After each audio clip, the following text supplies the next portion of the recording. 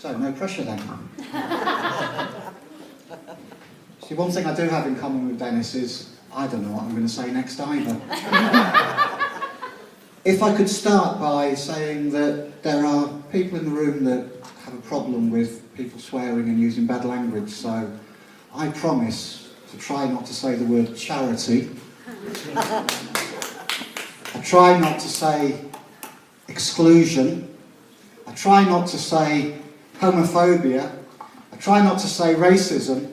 I try not to say the fact that I demand the right to be equal, because when people stop that and stop me using those languages, I find it offensive. Yes. Swear words I have no problem with, because the origin of almost all of our swear words are William Shakespeare. If you go downstairs and look in the window, this library has a picture of the bard. So if I do cause offence accidentally, I apologise. If I cause offence deliberately, I mean it.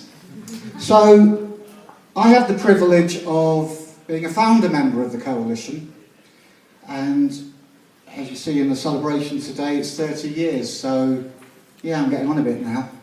But I was a kid when I joined, honest. And You've never been a kid, Martin. I spent most of my education in hospital. I didn't even manage to get to a special school. I was banged away and experimented on by a number of doctors and good learned people. And then I came to Manchester. And when I went to university, I was one of half a dozen disabled people at UMIST. When I tried to find somewhere to live, I found one of half a dozen accessible houses. So when we talk about change, I want to remind people of where we started. And where we started was with many of us banged away in institutions, away from society and excluded. Special schools, residential homes, anywhere but as your neighbour, as your work colleague and your friend. 30 years ago, we would not be celebrating either International Day of Disabled People or in this building. Yes. So when people say we can't achieve things, they are wrong. Yes. We have achieved an enormous amount, and in this city we've achieved accessible taxis, we've accessible trams, accessible buses, the right to live independently, the right to work. The fact that there are disabled employees in this council is achievement that people have sacrificed their lives to achieve. We have lost so many good people in this city. And part of today is about celebrating and remembering what they did for us. Every single one of them committed themselves to a society that they never saw.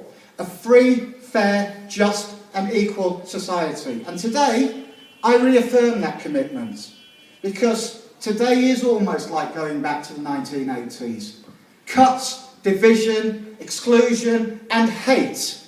The only difference, no, sorry, I forgot. There was war in the 1980s, because when you're giving people a stuffing at home, what better way to draw a distinction away than go somewhere else and kill people? 1982 was the Falklands, today is Syria. Yes. Let's stand together as people around the world, not just in this city. I say that because a number of people in this room are here because they sought freedom. They couldn't have it at home. And we opened up our city to people. If it wasn't for migration, Manchester wouldn't have been. This building wouldn't have been built.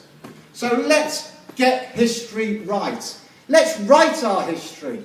When I joined the coalition at its inaugural meeting, we set out with one aim to start with: the right for our voice to be heard.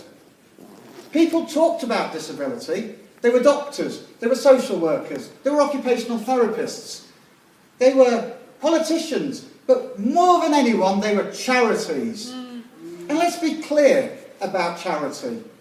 If we took every single charity around disability in this country and abolished them tomorrow and distributed the funding to disabled people, no disabled person would creating poverty. Yes. These charities are parasites. They have adapted, they have changed, but they have survived.